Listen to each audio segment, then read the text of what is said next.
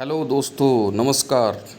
उत्तर प्रदेश के एक सामान्य परिचय के बारे में आज हम लोग इस क्लास के बारे में डिस्कस करेंगे और उम्मीद करते हैं कि ये क्लास आपको बहुत अच्छे से पसंद आएगी, क्योंकि उत्तर प्रदेश के बारे में आजकल हर एग्ज़ाम में बहुत अच्छे से उसका रेशियो, उसके क्वेश्चन का लेवल काफ़ी अच्छे से पूछा जा रहा है। तो हम लोग एक सामान्य परिचय उत्तर प्रदेश का, साथ ही साथ उसके कुछ पक्षी अभयारण्य और उसके कुछ झील्स के बारे में देखेंगे, जिससे आपको हर एग्ज़ाम में काफ़ी मदद मिलेगी। तो ठीक है दोस्तों, चलते हैं, शुरू करते हैं अपना आज का क्लास।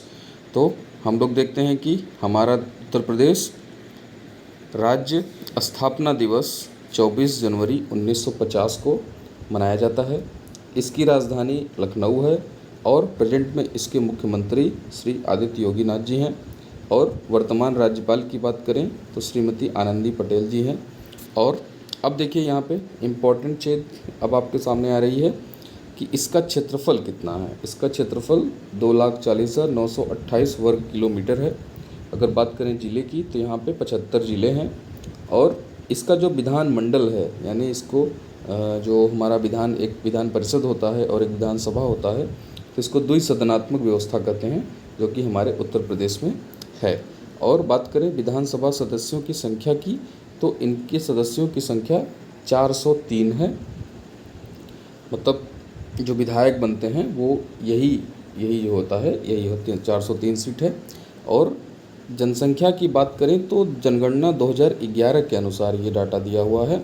सेंसस जो कि 19.9 करोड़ के आसपास ये जनसंख्या हमको दिखाई दे रही है। बात करें अगर साक्षरता दर की, तो साक्षरता दर उत्तर प्रदेश में 67.7% है। ये 2011 की जनगणना के अनुसार हम लोग यहाँ पे देख रहे हैं। पूर्व में उत्तर प्रदेश का नाम संयुक्त प्रांत हम सभी जानते हैं, इसको इंग्लिश में यूनाइटेड प्रोविंस भी बोल सकते हैं। एकमात्र सीमावर्ती देश जो कि नेपाल है, ये महाराजगंज के आसपास से वहाँ पे हम लोग नेपाल हमारा सटा हुआ है उधर से। और बात करते हैं कि उत्तर प्रदेश जो राज्य है हमारा, वह कितने राज्यों से लगा हुआ है। तो यहाँ पे हम लोग देखते हैं कि वो हमारे 8 राज्य हैं और साथ में एक केंद्र शासित प्रदेश जो कि दिल्ली है। ठीक है, तो ये लगभग 9 राज्य से ये सटा हुआ है। यहाँ पे देख लीजिए, जैसे उत्तराखंड, हिमाचल प्रदेश, बिहार, झारखंड, दिल्ली, हरियाणा, मध्य प्रदेश, छत्तीसगढ़, राजस्थान। और जिसमें सबसे कम सीमा किसकी लगती है? सबसे कम सीमा हमारी हिमाचल प्रदेश के साथ लगती है, और सबसे ज़्यादा सीमा हमारी किसके साथ लगती है? मध्य प्रदेश के साथ हमारी सबसे ज़्यादा सीमा लगती है मध्य प्रदेश को। ठीक है, चलिए आगे का फैक्ट देखते हैं।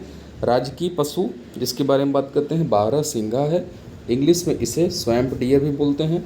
राजकीय पक्षी हमारी सारस क्रेन है। राजकीय वृक्ष अशोक। राजकीय पुष्प ब्रह्म कमल। और यहाँ पे हमारा जो हाई कोर्ट है, हाई कोर्ट तो मेन कहाँ पे है? इलाहाबाद में है, और इसकी एक खंडपीठ लखनऊ में भी विराजमान है। ठीक है, चलिए दोस्तों आगे देखते हैं। अब बात करते हैं उत्तर प्रदेश में कुछ पक्षी विहार एवं उसके स्थापना वर्ष की। बात करते हैं नवाबगंज पक्षी विहार की, जिसकी स्थापना उन्नाव में की गई है 1984 में। इसे हम लोग चंद्रशेखर आज़ाद पक्षी विहार भी इस समय बोल रहे हैं। दूसरा है सूर सरोवर पक्षी विहार, जो कि आगरा में 1991 में। अगला है लाख बहोसी पक्षी विहार फर्रुखाबाद में 1988 में। सांडी पक्षी विहार हरदोई में 1990। ओखला पक्षी विहार गाजियाबाद 1990 यहाँ पे। उसके बाद अगला देखते हैं सुरहाताल जो कि बलिया में है 1991। इसका जो नामकरण है वो जयप्रकाश नारायण के नाम पे हो गया है। जयप्रकाश नारायण पक्षी विहार हो गया है सुरहाताल का, जो कि बलिया में है।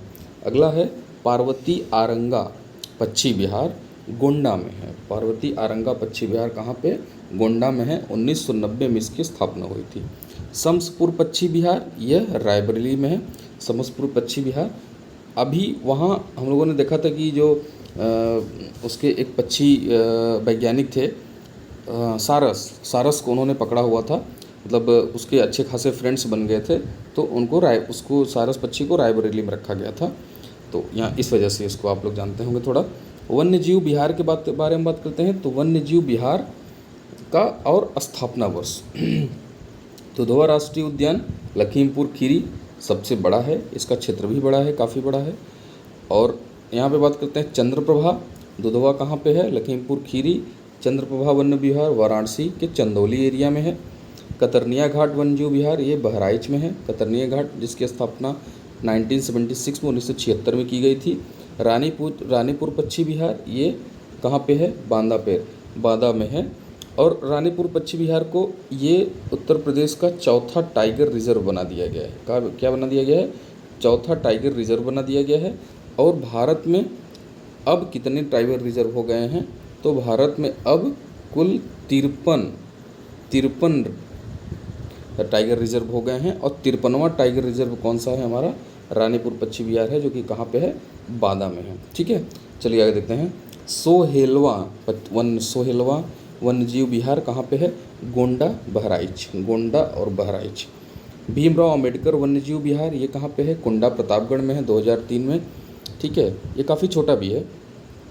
इसके बाद देखते हैं कैमूर वन्यजीव विहार कहाँ पे है? ये कैमूर वन्यजीव विहार मिर्ज़ापुर सोनभद्र में है। उसके बाद फिर आगे देखते हैं किशनपुर पक्षी विहार लखीमपुर खीरी 1972 में। महावीर स्वामी वन्यजीव विहार नाम से ही लग रहा है, ये ललितपुर में है, 1977 में इसकी स्थापना हुई थी। तो ये हो गया हमारा वन्यजीव विहार।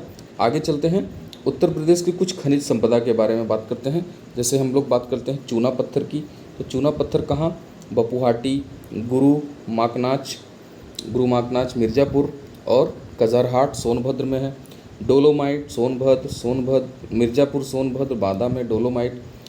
तांबा एकमात्र जिला ललितपुर। ठीक है। जिप्सम झांसी हमीरपुर ज़िले में, केरल यहाँ पे कहाँ आ जाएगा? उत्तर प्रदेश की बातचीत चल रही है। संगमरमर की बात करते हैं तो यहाँ पे मिर्ज़ापुर सोनभद्र ज़िलों में। बॉक्साइट की बात करते हैं तो बॉक्साइट में हमारा जो बांदा ज़िला है वो आगे है। यूरेनियम ललितपुर काफ़ी आगे है। हीरा बांदा ज़िले मिर्ज़ापुर में।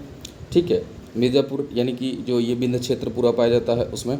उसके बाद बात करते हैं कोयला की, तो कोयला में गोंडवाना क्षेत्र सोनभद्र। ठीक है, सिंगरौली मिर्ज़ापुर, ये दोनों जगह काफ़ी फेमस हैं कोयले के लिए। ठीक है, कोयले से जानते हैं बिजली उत्पादन होता है, तो वहाँ पे कोयले का काफ़ी उपयोग होता है। नदियों के किनारे बसे शहर बात करते हैं प्रयागराज, संगम हमारा त्रिवेणी, गंगा यमुना सरस्वती के संगम पे प्रयागराज। राजघाट गंगा नदी वाराणसी राजघाट। आगे देखते हैं लखनऊ गोमती नदी पे, जौनपुर गोमती नदी पे, गोरखपुर राप्ती नदी पे, हमीरपुर यमुना नदी के किनारे, कानपुर गंगा, मथुरा यमुना नदी, बटेश्वर यमुना ना, आपने देखा होगा बटेश्वर का मेला भी लगता है आगरा में। ठीक है, वो सब सारी चीज़ें हैं, आप देखते होंगे। आगे चलते हैं उत्तर प्रदेश की कुछ झीलों के बारे में, जो कि काफ़ी इंपॉर्टेंट है, पूछी जाती है हमेशा, मैचिंग वगैरह में अक्सर देख ली जाती है।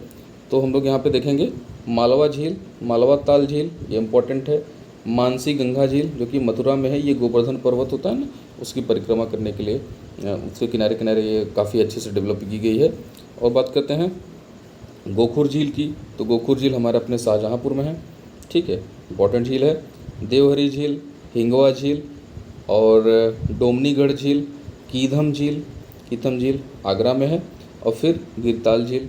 तो ये कुछ इंपॉर्टेंट हो गए झील के बारे में हम लोगों ने डिस्कस किया।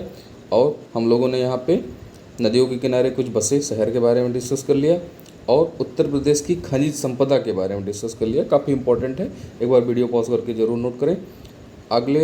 अगले भाग में हम लोगों ने डिस्कस किया था वन्यजीव विहार एवं उसके स्थापना वर्ष के बारे में डिस्कस कर लिया था, और फिर पक्षी विहार के बारे में स्थापना वर्ष देख लिया था, और उत्तर प्रदेश के एक सामान्य परिचय के बारे में हम लोगों ने देखा।